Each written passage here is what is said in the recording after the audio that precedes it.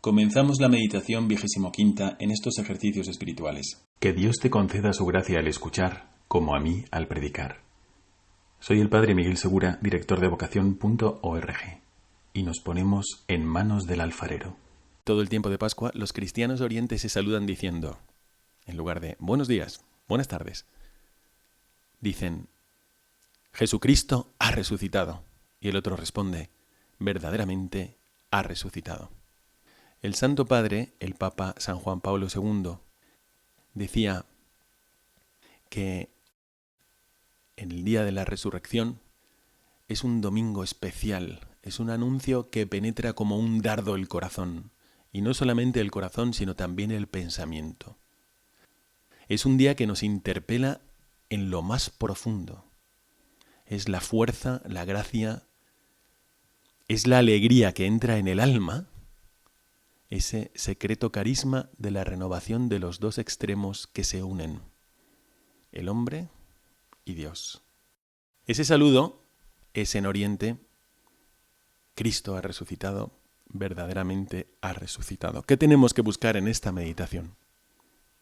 Así como hemos pedido en otros momentos de los ejercicios espirituales la gracia de identificarnos con los sentimientos de Jesucristo, pedimos exactamente lo mismo ahora. Antes hemos tenido que pedir, aquello que provoca orden en nuestra alma. Ayúdame a conocer tu grandeza, ayúdame a conocer tu bondad, ayúdame a conocer tu misericordia, ayúdame a conocer mi pecado. Hemos pedido también el sentimiento mismo de la Virgen cuando tenía a Cristo en las manos y hemos pedido sentir lo mismo que los discípulos mientras iban descubriendo al Maestro, ese descubrimiento progresivo del Maestro, en todas las meditaciones anteriores de los ejercicios. Y finalmente, hemos pedido también ese identificarnos con el sentir de Cristo que padece en su pasión por amor, y es más fuerte su amor que su dolor. Pero ahora, ¿qué tenemos que pedir? Ahora buscamos identificarnos con ese gozo, pero en toda su profundidad.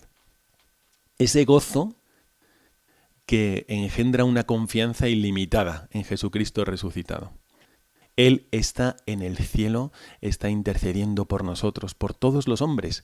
Nos lo dice así la carta a los Hebreos. Hay que seguir esforzándonos en estos ejercicios espirituales que ya están llegando a la conclusión para que todo el fruto de las contemplaciones que hemos hecho se acumule en nuestra alma. Y tenemos que evitar cualquier distracción propia de estos momentos de los ejercicios espirituales, dice San Ignacio. Puede haber quien, después de hacer todas las meditaciones anteriores, encuentre que esta es la decisiva para su alma. Así que, mucho ánimo, hay que responderle a Dios con un mayor grado de generosidad. Y si Él te lleva de la mano, a un compromiso más serio con Jesucristo, porque esta noticia, esta realidad que contemplamos ahora, lo cambia todo. Bueno, quiero confesaros que en esta meditación voy a incidir más en una idea que para mí es muy importante.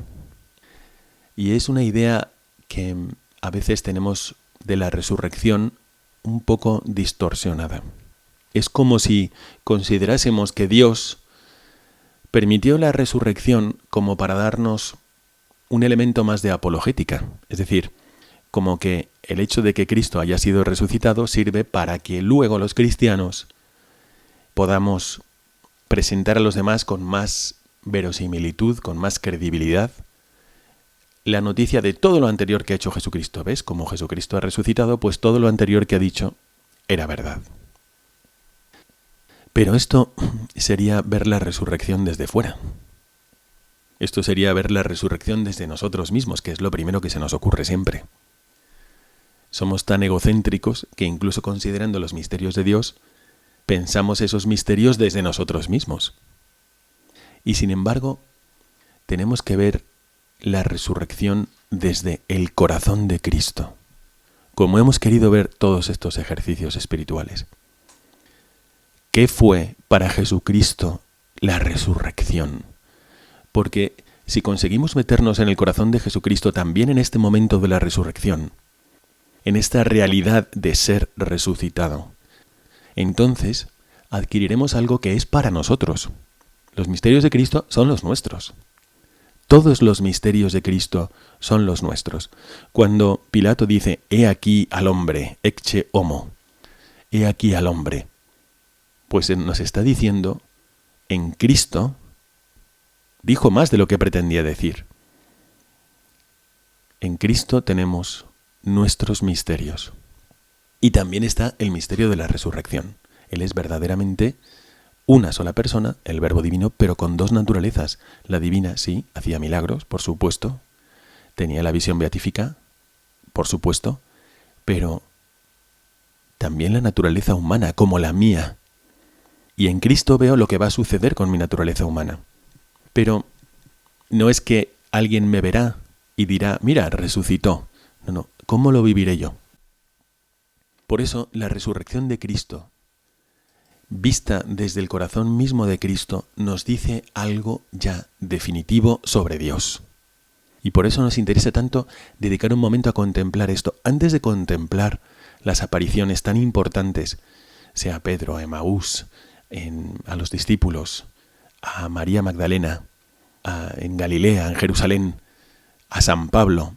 ¿Cuántas cosas podemos meditar durante esta Pascua? Antes de eso, vamos a meditar en Cristo y el Padre. Es para quedarse en este pensamiento descansando todo el día. La resurrección de Cristo, dice el padre Rainerio Canta la Mesa, es el instante en que la muerte se transforma en vida y la historia en escatología. De este hecho nace la Iglesia. Él mismo dice esta idea. Hasta ahora hemos contemplado la resurrección de Cristo como hacia nosotros, como si fuese un asunto, de apologética, y no. Todo esto de la apologética sí es como una consecuencia, pero una consecuencia bastante posterior.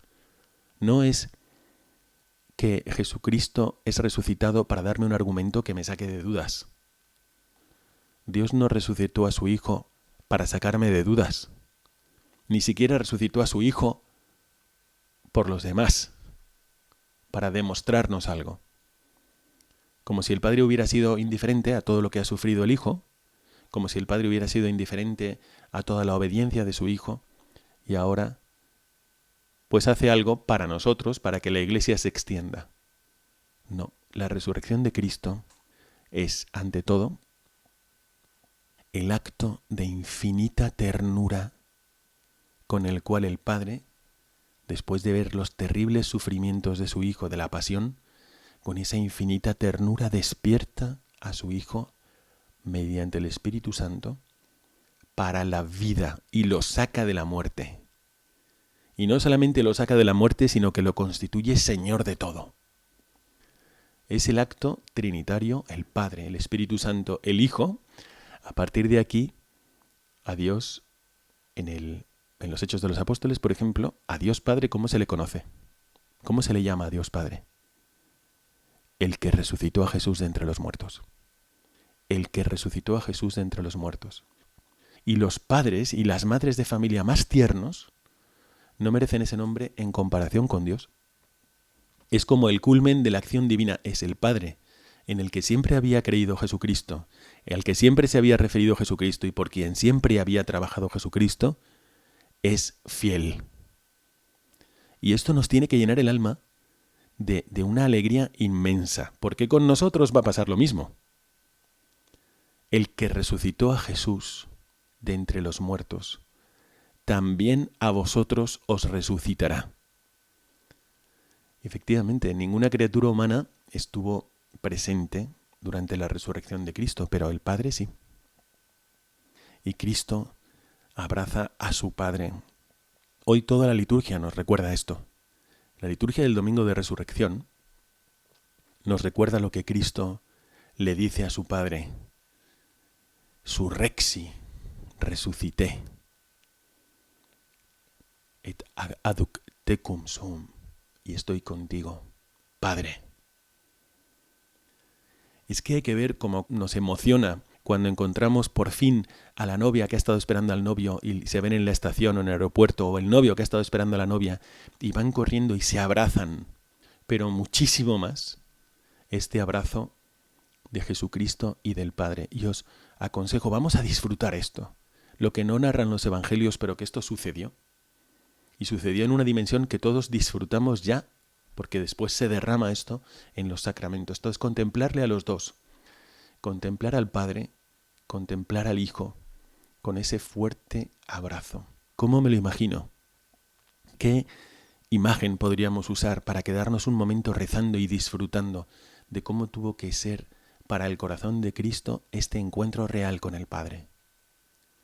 Pues yo me lo imagino, imaginaos un padre que ha mandado a su hijo y ha aceptado que su hijo vaya a la guerra, y el hijo en la guerra ha sido un héroe, y vuelve con sus cicatrices y sus condecoraciones y sus medallas de honor después de haber hecho actos heroicos y habiendo salvado a todo el mundo.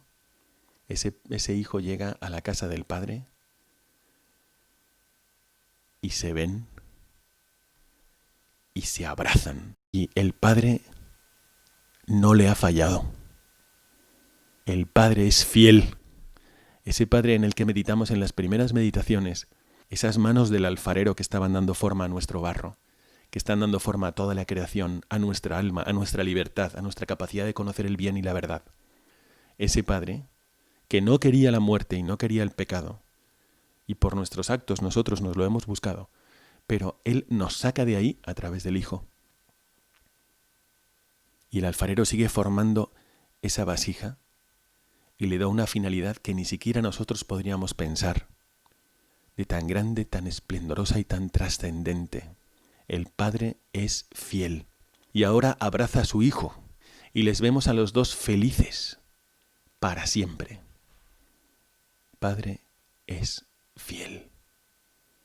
Y esto va a pasar con cada uno de nosotros, si somos fieles a la misión que nos da el Padre. Lo que pasa entre Cristo y su Padre en la resurrección, pues realmente, ¿cómo nos anima, no? ¿Cómo nos hace ver aspectos que a lo mejor ya conocíamos del Padre y ya conocíamos también del Hijo, del Espíritu Santo? El día de Navidad normalmente cantamos esto: Tú eres mi Hijo, yo te he engendrado hoy, ven y siéntate a mi derecha. Y esto es lo que pasa el día de la resurrección. Además de disfrutar esto, vamos a proponer algo que aparece, hay una tradición en la Iglesia, no aparece en los Evangelios, pero también dice San Ignacio de Loyola, en los ejercicios espirituales, que el Evangelio supone que tenemos inteligencia. El Evangelio supone que tenemos entendimiento. Y como supone que tenemos entendimiento, también nosotros podemos imaginar con bastante certeza cosas que sucedieron y que Jesucristo tuvo que vivir.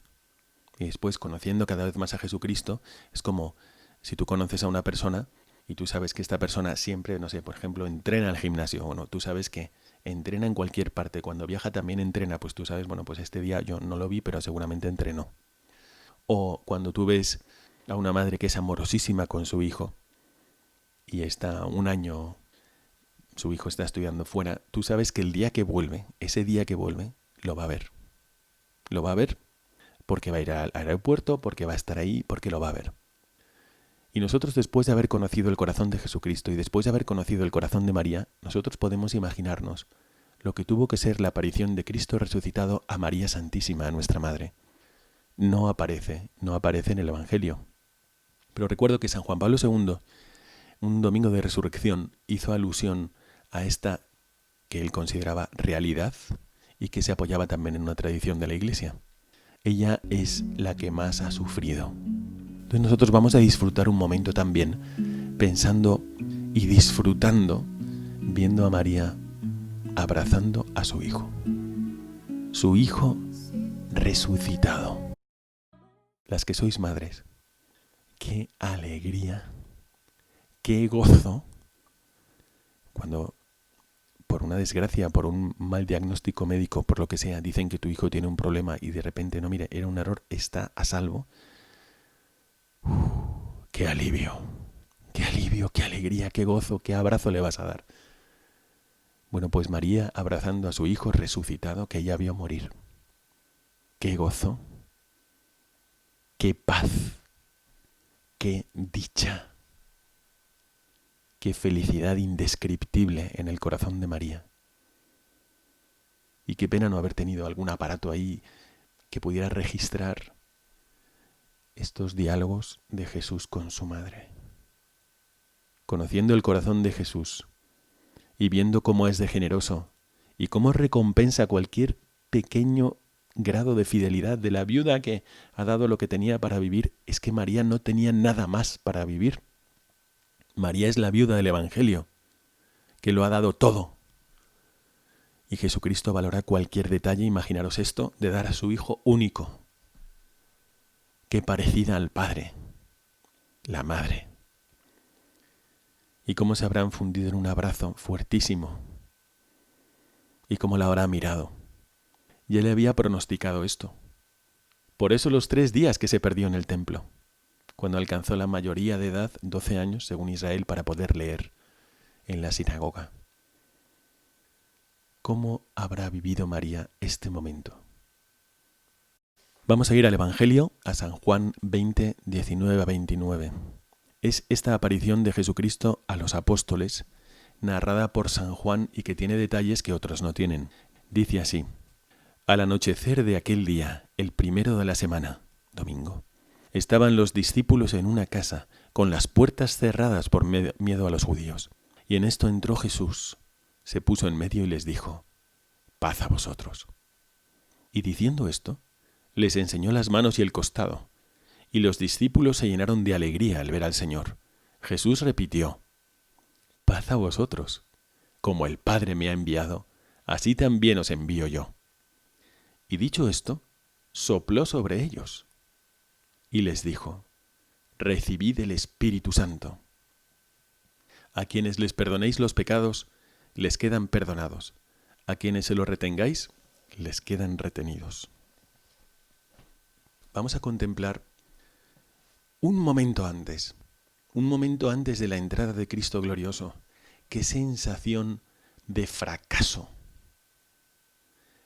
No solamente de fracaso porque Jesucristo fracasó humanamente, sino esa sensación de descontento consigo mismos. Un sentimiento que debía ser extendido entre los apóstoles, entre todos los discípulos, un malestar psíquico, y así están ellos. Todos, aunque cada uno lo revela o lo refiere según su temperamento, unos callados, otros hablando y unos diciendo: oye, ¿ahora qué hacemos cuando volvamos al pueblo? Y para nosotros es fácil de alguna manera tacharles de cobardes. Pero ellos son espíritus sencillos.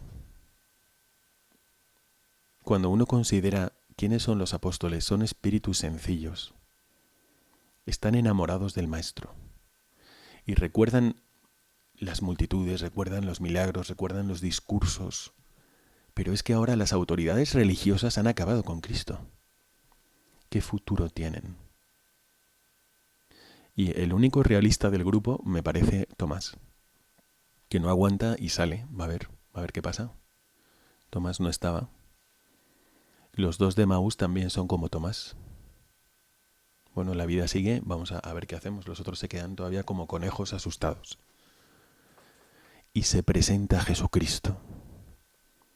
También la reacción nos la transmite el Evangelio. Y no nos presenta un Jesucristo con efectos especiales que va a asombrar a todos. Y claro, como había una histeria colectiva de que querían que resucitara, pues se imaginaron que resucitó. No es así. Esto no es así. Se llenan de temor y se llenan de incredulidad. No se lo tragan. Es demasiado hermoso para ser verdad. Demasiado hermoso para ser cierto. Y tiene que enseñarles las llagas. Qué realista es el Evangelio. Y Jesucristo, qué realista y qué bondadoso es con nosotros. A ver, ¿tenéis algo de comer? ¿Tenéis algo de comer? Un pez, mira, aquí lo cojo. Ñam, ñam, ñam. Tiene que comer delante de ellos para que crean. Nada de histerismo colectivo, como dicen algunos teólogos protestantes. No quieren ser decepcionados de nuevo. Y al mismo tiempo, claro que quieren que sea verdad, pero no se atreven a creerlo. ¡Qué realismo en el Evangelio! les reconcilia consigo. Después de que ninguno de ellos había sido fiel, todos le abandonaron. Dice el Evangelio claramente, el Evangelio de San Juan, cuando llega a Getsemaní, todos le abandonaron. Después detalla lo que fue la conclusión de Judas, detalla lo que es el arrepentimiento de Pedro, pero lleno de amargura, lloró lleno de amargura. Detalla lo que es que Juan volvió y estuvo con María en el Calvario, pero también Juan le abandonó en Getsemaní. También Pedro le abandonó en Getsemaní. Y todo eso, que era un peso enorme en sus almas, Cristo lo ahuyenta. Y les da el mensaje que siempre nos da a nosotros también. Paz a vosotros. Paz a vosotros. Y Cristo no les explica todo con detalle, les explica, pero les dice, convenía que fuera así. Pero si tú te preguntas, ¿y por qué convenía que fuera así? Pues tenemos que pensarlo. Cristo no les trata como racionalistas. Y entonces hace algo que me sorprende muchísimo, pero que es muy propio de Jesucristo y que meditamos poco, creo yo. Y es un gesto que lo dice todo. Y dice, recibid el Espíritu Santo. Y sopla sobre ellos. Sopla sobre ellos. ¿Dónde vemos este gesto? Es el mismo gesto que hace Dios al crear al hombre. En el Génesis hay 2 textos de la creación del hombre. Uno es un canto, el inicio del Génesis. Es un canto sacerdotal, que se llama. Y Dios creó la luna, y Dios creó las estrellas, y Dios creó la luz, y Dios creó el mar, y Dios creó los animales, y al final creó al hombre. Y vio que no era bueno, era muy bueno. Y lo creó a su imagen y semejanza, varón y hembra los creó. Pero hay otro relato donde Dios toma barro y lo forma. Son 2 formas de contar lo mismo. Lo forma y cuando ya ha hecho esa figura, hace y sopla en su nariz su aliento de vida. O sea, lo que Dios tiene dentro te lo pasa a ti y eso es lo que te hace vivir. El aliento de vida de Dios, lo que Dios vive por dentro te lo pasa a ti. Y ahora Jesucristo hace ese mismo gesto con sus apóstoles. Recibid el Espíritu Santo. Y sopla. Cristo quiere que lo que a Él le mueve, lo que Él tiene dentro, que es el Espíritu Santo, porque el Espíritu Santo es el Espíritu de Cristo. El Espíritu Santo no es otro hijo, solo hay un hijo. El amor que une el Padre y el Hijo, ese es el Espíritu Santo. Y eso es lo que mueve a Cristo. Entonces el Espíritu Santo no es la glorificación de mi subjetividad. El Espíritu Santo me dice que yo me dedique a esto, que yo haga esto. No, el Espíritu Santo te lleva a hacer lo mismo que Cristo. El Espíritu Santo te lleva a vivir como Cristo, más obediente, más virtuoso, más casto, más puro, más santo, más caritativo. Si el Espíritu Santo, o lo que tú llamas el Espíritu Santo, no te lleva a vivir más como Cristo, no es tan santo. Ese espíritu que te mueve. La norma de nuestro comportamiento es el Hijo encarnado de Dios y hacia esa norma nos lleva de 1000 maneras el Espíritu Santo que Cristo nos dio en la resurrección. Pero qué intimidad de Cristo con nosotros. Este gesto de Cristo, este soplido, pues a mí no me llegó, le llegó a los 12. No. Este soplido son los sacramentos. Este soplido de Cristo es su intento de llegar a nosotros y comunicarnos su intimidad, su cercanía, su forma de vivir. Estos son los sacramentos. Tomás reaccionó con amor propio y le pide pruebas. No estaba ahí y le pasó lo mismo que nos pasa a nosotros cuando nos hemos perdido algo y nos dicen, fue increíble. No, seguro que no fue para tanto. O no me lo creo, tendría que haber estado allí. No, si no lo veo, no lo creo.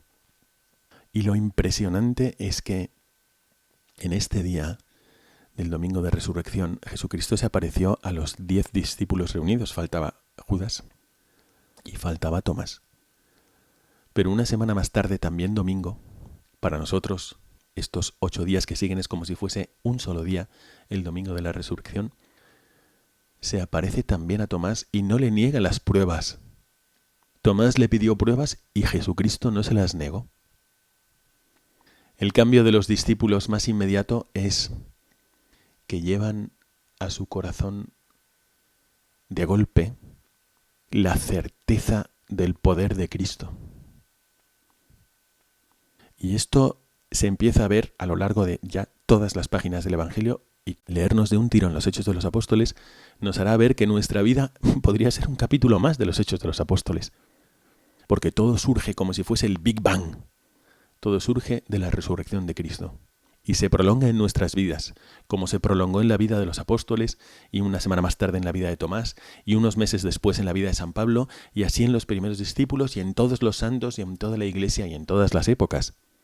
Y sigue expandiéndose ese poder de Jesucristo que busca exclusivamente nuestro bien y nuestro bien eterno. Y entonces vemos que ese poder de Jesucristo en los apóstoles no les va a negar, no les va a ahorrar ni dificultades ni sufrimientos físicos. Tampoco les va a ahorrar sensaciones de fracaso, no les va a ahorrar sensaciones de soledad humana. Si uno lee la carta de San Pablo a Timoteo, capítulo 4, y todo Gálatas, hay una sensación de fracaso. Y claro, nosotros pensamos que nuestra transformación en Cristo, ese modelarnos de Dios, que le da vueltas al barro y está ahí haciendo la figura con sus manos, ese modelarnos de Dios, debería ser instantáneo, debería ser una transformación radical, pum pam, de un día para otro. Y si no, no es verdadera.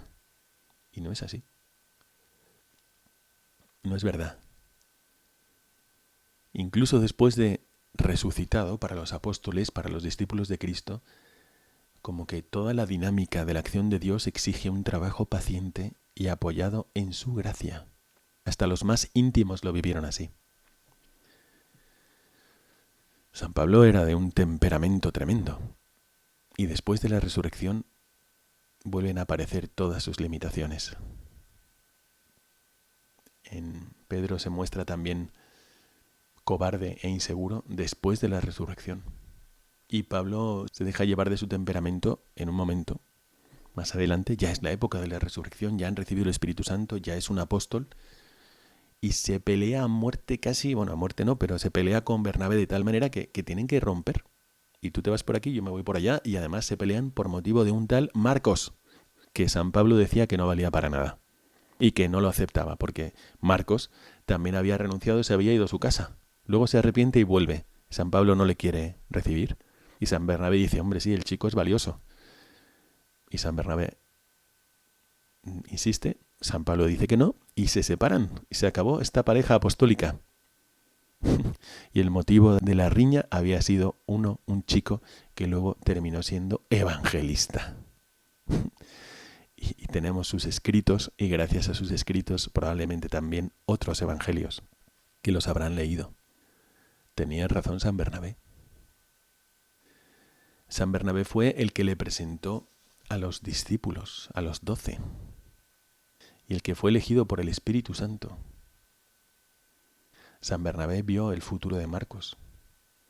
Y uno se pregunta, ¿qué no hubieran hecho juntos estos dos? San Pablo y San Bernabé. Pero la resurrección de Cristo no significa que ahora se te abre un camino de rosas. La resurrección de Cristo abre la vida que estamos viviendo ahora. Y es esta vida donde tú decides si vives la amistad íntima con Jesucristo y luchas por su reino. Es necesario que en este día nos encontremos de verdad con Cristo viviente. Y le pidamos, Señor, lléname de gozo, pero de este gozo que mis miserias y mis limitaciones no van a disminuir porque no se basan en mi perfección. Se basan en tus obras, en tu gracia.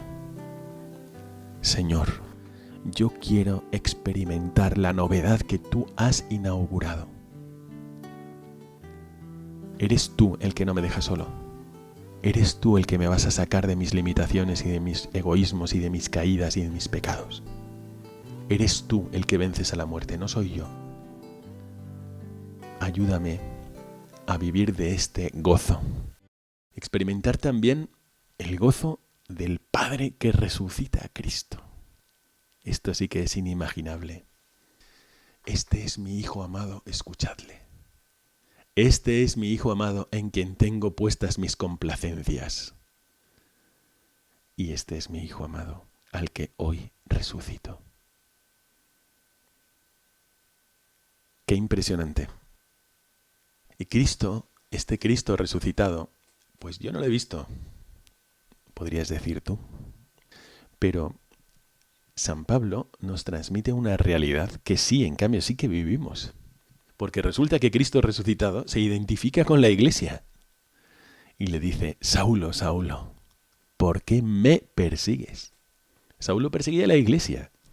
Y es Jesucristo resucitado el que le dice, si le persigues a la Iglesia, me persigues a mí. Cristo se identifica con los cristianos. Cristo se identifica con la Iglesia. Ya no podemos vivir según el hombre viejo. Ya no podemos ser servidores del pecado. Y esto tenemos que gozarlo. Pues mira, pues es verdad. Esto, Señor, tú deja que sea como una ola que entra en la playa, que limpia todo, que deja la arena maravillosa y que deje mi vida estupenda. Que seas como ese viento que se lleva las nubes negras del cielo y el cielo se queda azul y limpio y transparente. Inspírame para que mi vida sea diferente a lo que he vivido hasta ahora, a los aspectos conocidos por mí. Ayúdame, cambia mi vida. Hay un evangelio que hoy precisamente quisiera proponeros para vuestra lectura y consideración porque es una de las páginas del evangelio que más me ayudan y más me iluminan. Y es todo el capítulo 21 de San Juan. Es un capítulo de alguien que lo vivió de primera mano. Tiene todo el sabor testimonial. Hay muchos detalles que solamente una persona que estuvo ahí nos puede transmitir. Pero va mucho más allá que la lectura de un relato. Hay que gozarlo y hay que verlo también a la luz del corazón de Jesucristo. Señor, concédeme por favor la gracia de tener un corazón transformado de gozo. Ayúdame a que me deje transformar por ti, por la acción vivificante y transformante de tu Espíritu. Y lo vamos a leer. Después de esto, Jesús se apareció otra vez a sus discípulos junto al lago de Tiberíades y se apareció de esta manera. Estaban juntos Simón Pedro, Tomás, apoyado el mellizo, Natanael, el de Caná de Galilea, los Zebedeos y otros 2 discípulos suyos. Simón Pedro les dice, me voy a pescar. Ellos contestan, vamos también nosotros contigo. Salieron y se embarcaron y aquella noche no cogieron nada. Estaba ya amaneciendo cuando Jesús se presentó en la orilla, pero los discípulos no sabían que era Jesús. Jesús les dice, muchachos, ¿tenéis pescado? Ellos contestaron, no. Él les dice, echad la red a la derecha de la barca y encontraréis. La echaron y no podían sacarla por la multitud de peces. Y aquel discípulo a quien Jesús amaba le dice a Pedro, es el Señor. Al oír que era el Señor, Simón Pedro, que estaba desnudo, se ató la túnica y se echó al agua. Los demás discípulos se acercaron en la barca, aunque no distaba de tierra más que unos 200 codos, remolcando la red con los peces. Al saltar a tierra, ven unas brasas con un pescado puesto encima y pan. Jesús les dice, traed de los peces que acabáis de coger. Simón Pedro subió a la barca y arrastró hasta la orilla la red repleta de peces grandes, 153.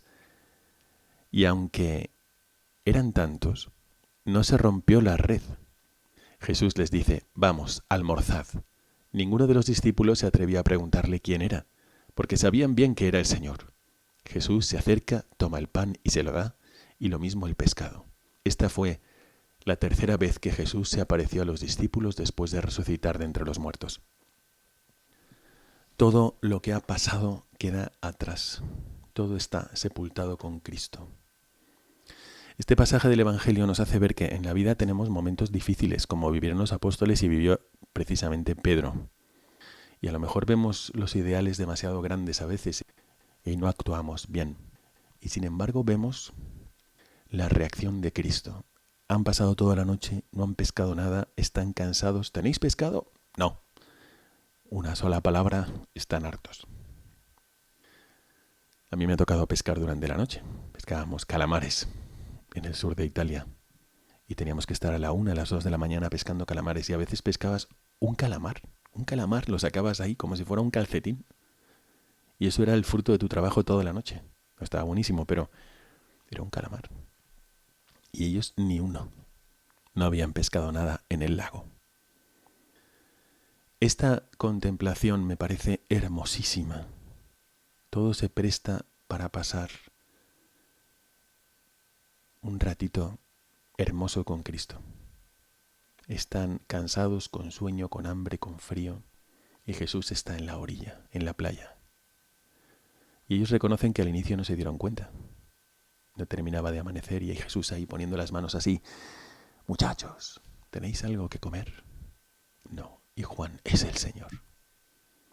Yo me imagino a Pedro echándose al agua, aunque el Evangelio con ironía, creo que con ironía dice, aunque no estaba muy lejos de la orilla, pero se tiró al agua. Y enseguida llegan ellos, no estaban tan lejos. Pero Pedro casi como ese perro que sale del agua y se sacude y quiere estar con su amo. Por poner una imagen boba, pero que quiere decir algo de lo que Pedro intenta expresar con este salto, con este tirarse al agua por Cristo. Y se ven y se miran. ¿Qué haría Pedro? Ver al Señor y el Señor viéndole a él, sonriendo. Y Pedro no querría que acabase nunca este momento. Ahí cada uno que lo imagine. Dice el Evangelio que no se atrevían a preguntarle quién era. Pero esto, tengo una explicación para ello, pero no es una explicación que haya leído en otra parte, sino que lo expongo como una mera opinión. ¿Por qué no le reconocerían? Jesucristo tenía el cuerpo resucitado. Entonces mi opinión es que si consideramos dos cosas, por una parte lo que dice Santo Tomás de los cuerpos resucitados y por otra parte la datación del nacimiento de Cristo, podemos hacernos una idea. ¿Qué edad tenía Jesucristo cuando murió? Pues según la tradición tenía 33, murió en el año 33. Tuvo 3 años de vida pública y empezó en torno a los 30. Pero nosotros sabemos que Jesucristo en realidad tendría un cuerpo más parecido a un hombre de 40 que de 30, porque en la datación Dionisio el Exiguo, que es el monje que en el siglo VI dató la era cristiana, erró por 4 o 7 años. Sería largo de explicarlo, pero al tratar de datar la fecha de la Pascua, dató en el año 753 de la fundación de Roma el nacimiento de Cristo. Pero tuvo que ser antes, porque Herodes el Grande murió 4 años antes. Y si mandó matar a los niños que tenían de 2 años para abajo, pues Jesucristo habrá nacido en el 6º antes de Cristo, por así decir. Total, todo esto para decir que Jesucristo, cuando murió, tendría una apariencia más de 39, 40 años que de 30 años. ¿Y cómo resucita nuestro cuerpo? En las apariciones de la Virgen, si uno piensa en las apariciones de la Virgen de Fátima, de Lourdes, en las apariciones donde la gente dice que ve a la Virgen, siempre ve a una mujer joven. Sin embargo, la Virgen María terminó su vida terrena con unos años. Con mejor con 60, con 70, con 80 años, no lo sabemos. Pero no con menos de 60, por ahí. Y, sin embargo, siempre la ven joven. Dice Santo Tomás que nuestro cuerpo resucitará con su apariencia de mayor perfección, y esto sucede en torno a los 18 o 20 años. Así que probablemente por eso no lo reconocieron los de Emaús y por eso no lo reconocieron los discípulos, aunque sabían que era el Señor. Yo tengo ahora 49 años. Si me vieseis a los 18 o 20, no me reconoceríais, pero si alguien ha tratado conmigo diría, pues sí, es Él. Entonces una forma de interpretarlo, como digo, es particular mía, pero podría servir para entender por qué no le reconocieron y por qué al mismo tiempo sabían que era Él. Y Jesús les dice, venid y comer. ¡Qué detalle! ¡Qué detalle! Y entonces sucede todo este momento en el que Jesucristo le pregunta a Pedro y le reconfirma: Pedro, Simón, hijo de Juan, ¿me amas más que estos? Y Pedro solo se atreve a decirle: tú sabes que te quiero. Ya no dice más que estos. Y otra vez, esto es muy aprovechado también por quienes, los exegetas y por quienes meditan en la resurrección, muchas veces se insiste en este cambio de los verbos. Yo quiero ir más bien a la otra parte del Evangelio, pero pasamos también por aquí. Cristo le vuelve a decir: Simón, hijo de Juan, ¿me amas? Ya no dice más que estos. Y Simón Pedro le dice: tú sabes que te quiero. Y por tercera vez ya no le pregunta el Señor: ¿me amas? Sino que dice: Simón, hijo de Juan, ¿me quieres? Y entonces Pedro le dice: Señor, tú lo sabes todo, tú sabes que te quiero. Pero Cristo, lo que le responde cada vez que Simón dice te quiero, Cristo le dice: apacienta a mis corderos, apacienta a mis ovejas. ¿Me amas? Apacienta. ¿Me amas? Apacienta. ¿Me amas? Apacienta. Es decir, Cristo no te dice ni te va a decir nunca: ¿me amas? Pues quítate defectos. ¿Me amas? Pues fíjate mucho en ti mismo. ¿Me quieres? Pues céntrate en ti. No. ¿Me amas? Apacienta, sal de ti. Esto ya lo había dicho muchas veces durante su vida terrena. Mirad los campos que ya están listos para la siega. ¿Sois mis discípulos? Pues mirad los campos. No dice: ¿sois mis discípulos? Pues a fijarte en ti mismo y que no tengas defectos. Defectos, dice Cristo, que hasta el justo cae y peca 7 veces al día. Entonces la perfección a la que nos llama es la perfección del amor. No es que tenemos que ser perfectos por ausencia de defectos. Ojalá no tuviésemos ningún defecto. Pero hasta la Madre Teresa de Calcuta o el Papa o San Juan Pablo II tienen defectos todos. Tenemos todos defectos. La perfección no está en eliminar defectos, sino en abundar en el amor de obras. ¿Me amas? Apacienta a mis ovejas. Y entonces sucede algo maravilloso. Cristo ha reconfirmado al peor papa, probablemente el peor papa de la historia, porque si acumulamos lo que Pedro ha hecho y tenemos que él ha apostatado, es un papa que ha apostatado: no conozco a Cristo, lo juro por Dios, ha perjurado y tiene un intento de asesinato a sus espaldas, le cortó la oreja pero iba a la cabeza. ¿Qué papa ha hecho esto? Pues a este hombre, que sería el peor papa, es el primer papa. Cristo no quiere un club de perfectos. Cristo sabe cuáles son nuestras limitaciones y nuestras miserias. Y confía en nosotros porque ha venido a rescatar a la oveja perdida. Y lo está mostrando.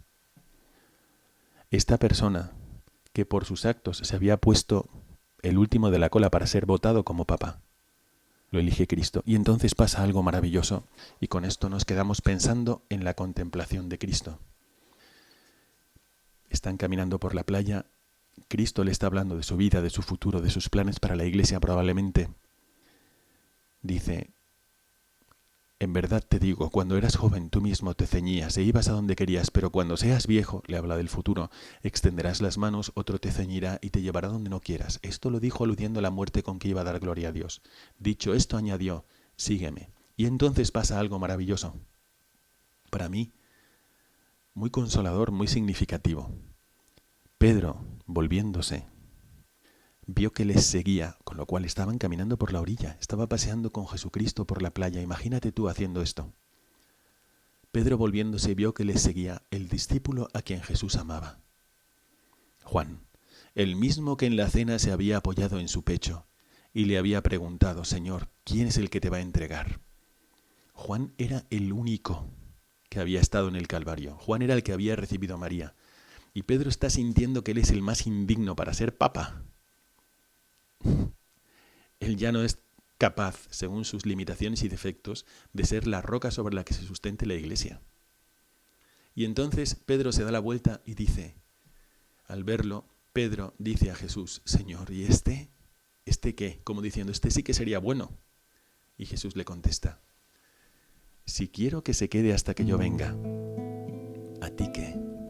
Tú sígueme. Como diciendo, y si yo le quiero hacer a este inmortal, o le quiero dar gracias todavía más grandes que a ti qué te importa? Tú ven y sígueme a lo que te estoy pidiendo. Dice, entonces empezó a correr entre los hermanos el rumor de que este discípulo no moriría, pero no le dijo Jesús que no moriría, sino, si quiero que se quede hasta que yo venga, ¿a ti qué? Tú sígueme. Este es el discípulo que da testimonio de todo esto y lo ha escrito, y nosotros sabemos que su testimonio es verdadero. Disfrutemos de este momento, disfrutemos de cómo nos ve Jesucristo resucitado. No viene a castigarnos, no viene a ponernos el termómetro para ver cómo estás, no viene a ver si has sido milimétricamente fiel en esto o en aquello, viene a ayudarte y a transformarte en apóstol de su iglesia. Apacienta a mis ovejas. La misma fuerza que vivía Jesucristo durante toda su vida pública, resucita y la transmite a nuestros corazones. Y no hay ni límite, ni pecado, ni experiencia que tengamos de nuestra propia maldad y de nuestra propia miseria que pueda ir en contra de la confianza que Cristo tiene en nosotros. Por más pecador que te sientas, por más mal que hayas hecho en la vida, por más indiferencia que hayas tenido ante Dios, por más veces que le hayas negado, Jesucristo resucitado viene para darte tu misión en la iglesia. Disfruta de su confianza. Si es que hay otros mucho mejores que yo. Pedro también lo dijo. Dice, bueno, ¿y si yo les quiero recompensar de otra manera mucho mejor que a ti? ¿A ti qué? Tú ven y sígueme.